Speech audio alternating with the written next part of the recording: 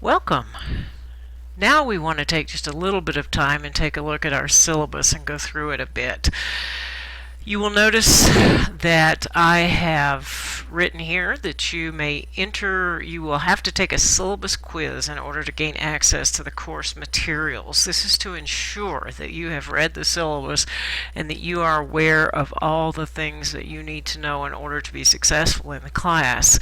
But I also want to go through the syllabus here in this tutorial and show you a few key things that I want to point out. So you have two ways to access your syllabus. You'll come over here under the syllabus tab under content, come over and you can either link to the syllabus or you can come down here and you can download the syllabus. So let's just do the syllabus link. Double click on that, open the file.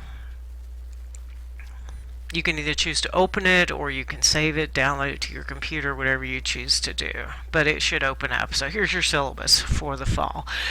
It begins, of course, with my name, Meg Corwin, PhD. You may call me Dr. C, is what a lot of my students like to call me. So whatever you choose. I'm not too formal about the whole thing. You can contact me by email at this address right here or through D2L. One of the things I've put in here is you need to be sure that you activate your D2L email location because that is the only way I have to communicate with you. If you would prefer, you can link your D2L email to your other emails that you use so that you don't have to log into D2L. But please, please, please set this up so I can contact you because it's the only way I have of contacting you. So you can see all this information put in down here. I have put my personal cell phone number up here. I do not use the phone at the university, so don't even bother to look up the number and try to call me there. I don't think I've logged into that phone in 2 years.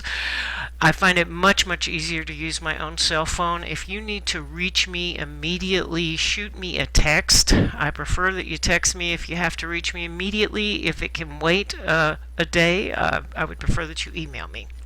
So please do that, but do not hesitate to contact me if you need an immediate response. Text me, and also let me know who you are when you do text me so that I'll know who to respond to.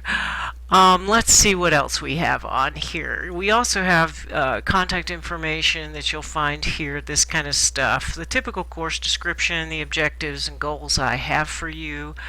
So go ahead and read all this stuff. Here's the required text for the class, should be available over in the bookstore. You'll have other things you'll be using like Microsoft Word and PowerPoint. I've provided some hyperlinks in here for you to use in order to click to the bookstore and things of that sort. So let's take a look more at the course activities. We're going to be doing approximately one chapter from the textbook every week, but you are also going to find other materials posted, and I'll talk more about that later. Those will be posted on D2L under the assignment section in each content week section. So you may have additional readings that I'll provide links to. You may have videos to watch, all kinds of different things.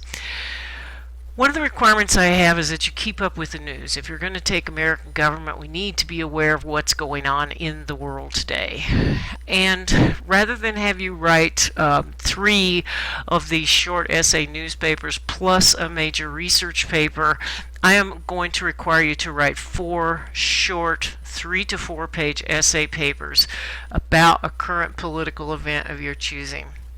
The key here is you have to use 3 different news stories from 3 different sources about the same subject. The reason I ask you to do this is so you can get a slightly different perspective on how each subject is covered.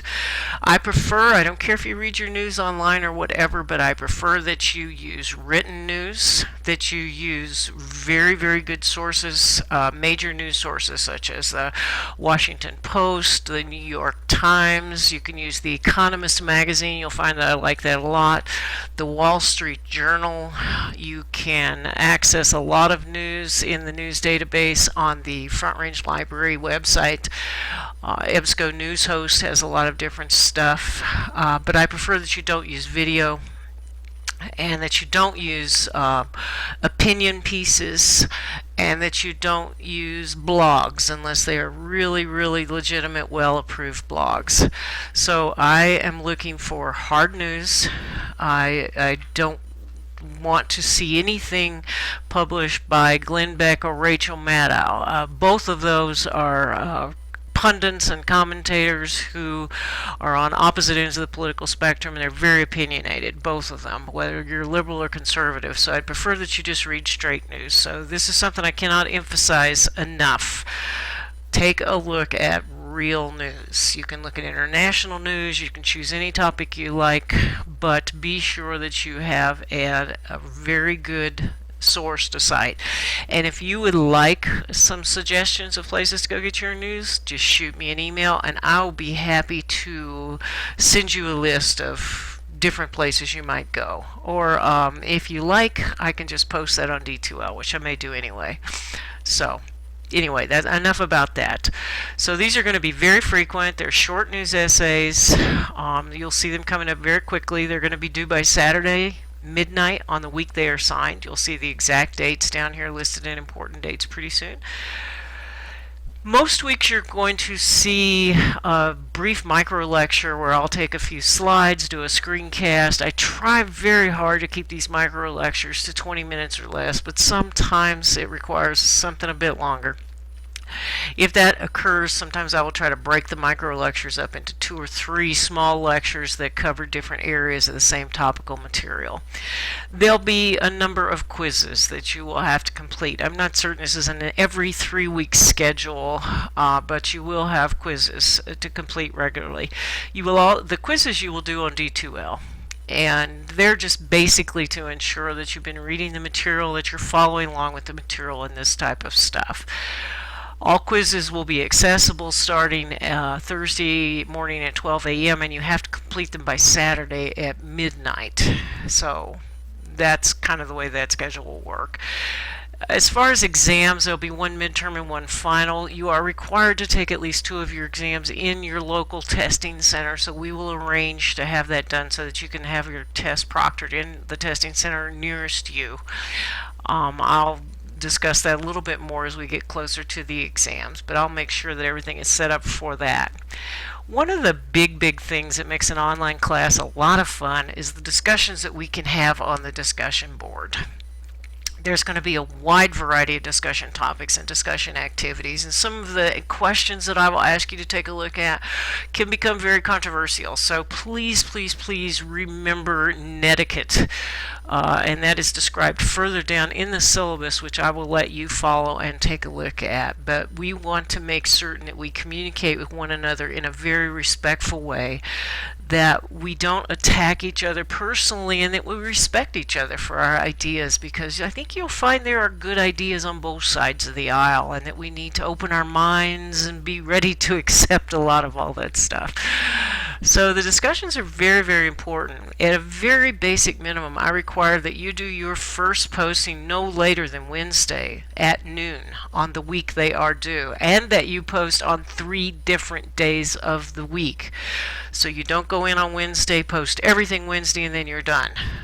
You can post as many as you like each day, but you must post at least 3 different days a week. And I will post a more substantial grading rubric for you to look at on D2L. It will give you a very clear idea of what I'm looking for and my expectations in terms of your postings.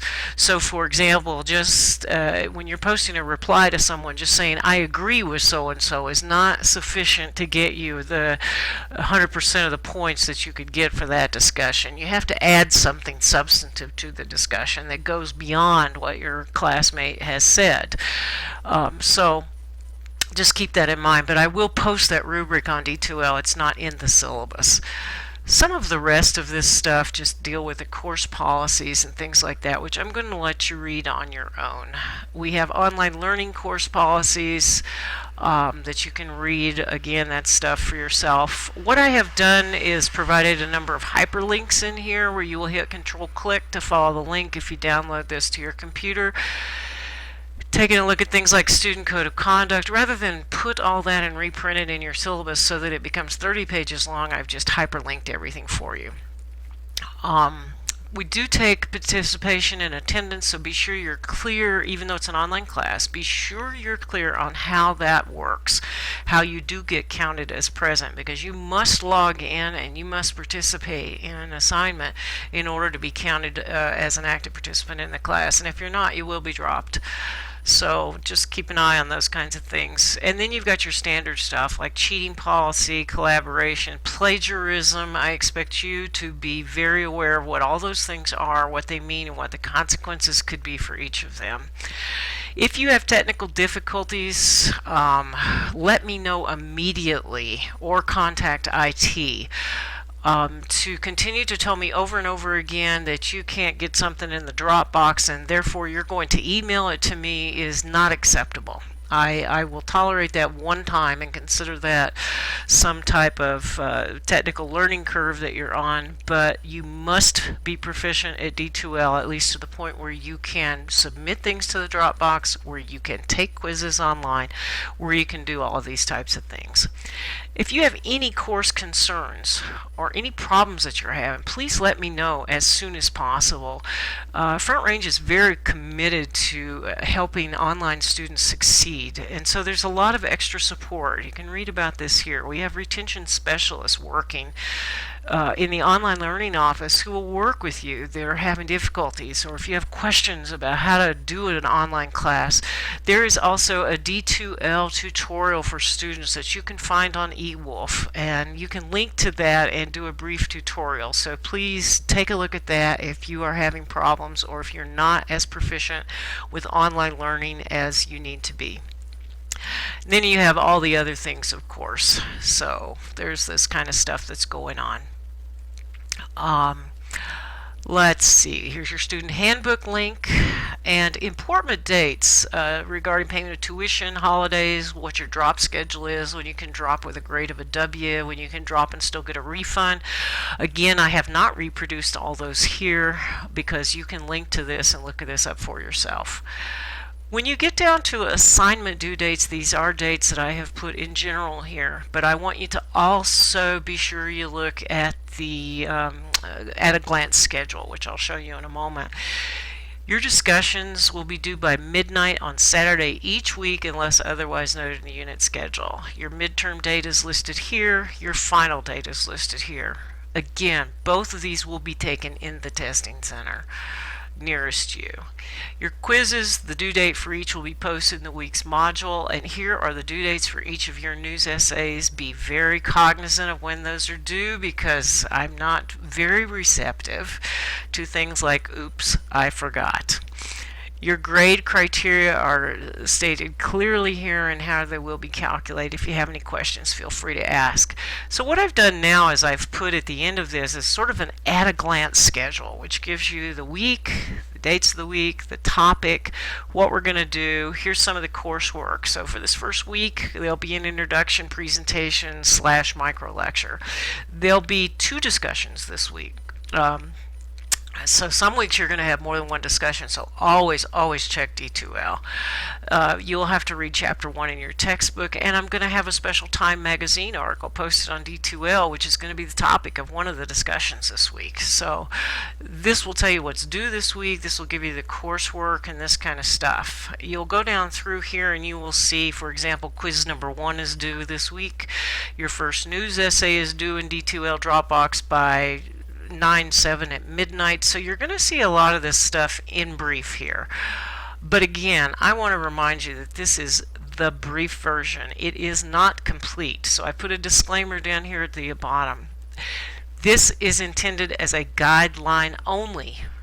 In addition to these assignments and materials listed, you will find a wide variety of articles, movies, radio programs, and YouTube movies assigned throughout the semester. Those will be on D2L. You will not find them here on the syllabus because I go through week by week and look for the most current stuff I can possibly find to help make government come alive for you.